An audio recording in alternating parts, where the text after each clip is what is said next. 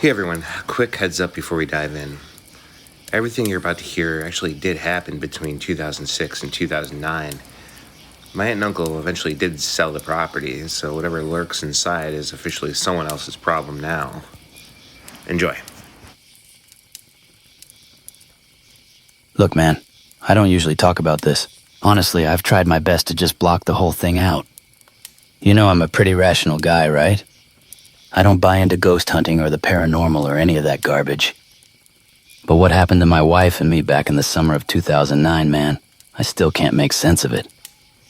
It changed how I look at, well, everything. I'll tell you that much. So, okay. We were living in Aventura at the time. Miami traffic, the noise, the hustle. We just needed a weekend to decompress. My aunt and uncle are classic New York snowbirds, and they offered us their place up in Boca Raton since they were up north for the summer. The condo itself was on this quiet little peninsula jutting out into the Atlantic. During the day it was gorgeous, but at night it felt isolated. You know how those places get when they sit empty for months? The air feels heavy, freezing from the AC, smelling like stale dust and sea salt. The waves hitting the seawall didn't sound relaxing. It sounded like something massive breathing out there in the dark. My wife was just happy to be away from the city. But me, I had this awful knot in my stomach before we even packed our bags. See, I hadn't told her this, but I actually lived in that condo a few years prior, just killing time waiting for an apartment lease to open up. The first few weeks were great, then things got weird. So, one night I took the trash out. When I came back up, the front door was dead-bolted. That's physically impossible unless someone locks it from the inside or uses a key from the outside. I was standing there, totally spooked, realizing my only way back in was to climb up the back. The garage was under the building, open to the air, and my Jeep was parked right under the rear patio. I knew the sliding glass doors up there were unlocked, so I climb onto the roof of my Jeep, jump up, grab the railing, and haul myself onto the patio. I catch my breath, look through the glass into the dark kitchen, and my blood literally ran cold. There was a freaking figure sitting there dead center at the kitchen table. No joke. It wasn't a shadow cast by a streetlight. It was solid, unnaturally black. I was frozen to the spot, just gripping the railing, and this thing slowly turns its head toward me, like it heard me. Then it just calmly stands up and walks into the bathroom.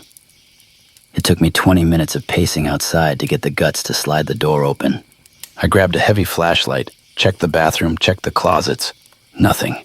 I told myself I was just exhausted. I forced myself to believe my eyes were playing tricks on me.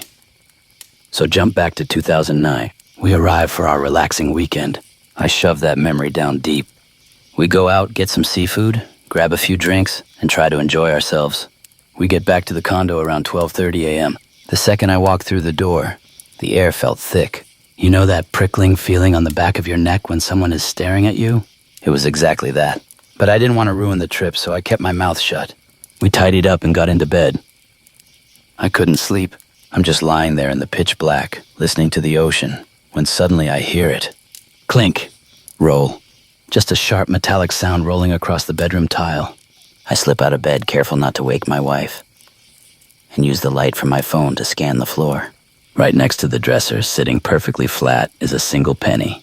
There was no loose change around, nowhere it could have fallen from. Just dropped. I put it on the nightstand, thoroughly creeped out, and eventually pass out. Hours later, I wake up to the most visceral, terrifying sound I've ever heard.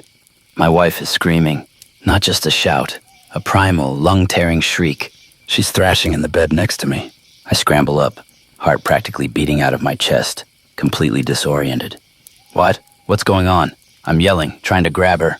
She's shaking so hard her teeth are chattering. She grabs my arm, digging her nails in, and chokes out. There was a man in the room. I'm looking around the dark bedroom, expecting to see a burglar. What are you talking about? A man, she's sobbing now. He had an old-fashioned top hat on. I try to calm her down. It's a nightmare. It was just a vivid dream. You're awake now. No, Alex, she screams at me. I was awake. I couldn't move. I was completely paralyzed. He was just standing at the foot of the bed. His eyes, they were glowing yellow. And he wasn't just a shadow. He was darker than the dark in the room, like a void. And then she whispered the part that still gives me nightmares. He was looking right at me and he was waving. Man, it felt like all the air got sucked out of the room. Suddenly, I remembered this phone call I got from my cousin John a few years back, right after I moved out of that place. He had called me out of nowhere, sounding really hesitant, asking if I had ever experienced anything strange at the condo. I had completely shut him down. I didn't want to talk about the thing at the kitchen table, so I just said no and hung up. Looking at my wife, paralyzed with fear, the pieces just clicked. We didn't wait for the sun to come up. We threw everything in our bags, bolted out the door, and drove all the way back to Miami in dead silence. The next day I needed to know. I was desperate for some kind of rational explanation, or at least validation. I called my cousin John. I didn't tell him a single detail about what had just happened to us. I just said, "Hey John, remember when you asked me about Uncle Andy's condo? What was that all about?" The line went dead silent for a long time. Then he tells me that when he stayed in that exact same bedroom, he woke up paralyzed. And standing at the foot of the bed was a shadow man in a top hat, staring at him with glowing yellow eyes. Anyway, that's why I'm never staying in a beachfront condo ever again. You'd think that would be enough, right?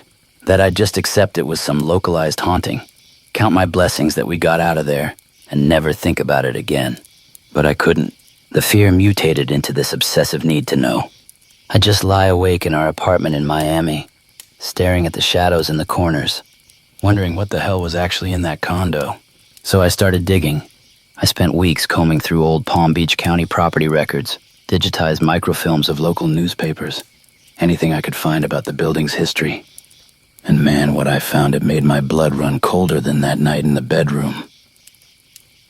It turns out my aunt and uncle weren't the first owners of that specific unit.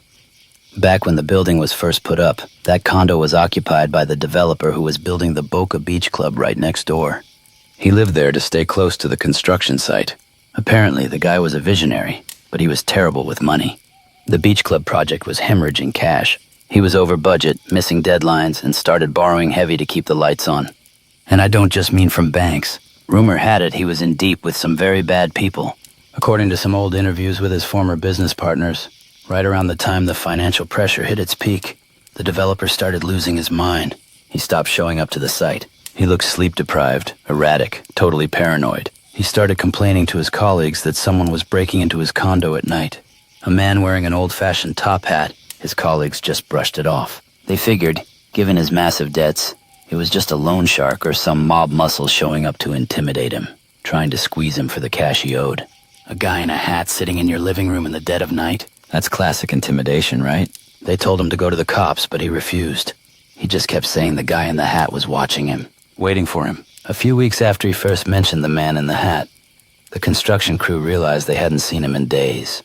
They sent the foreman over to the condo to check on him. The front door was dead-bolted from the inside. They had to break a window to get in. They found him in the bedroom. The exact same bedroom my wife and I slept in. He was dead. The police ruled he had offed himself, brought on by the stress of his impending financial ruin. Everyone in town just accepted that the debt drove him to it.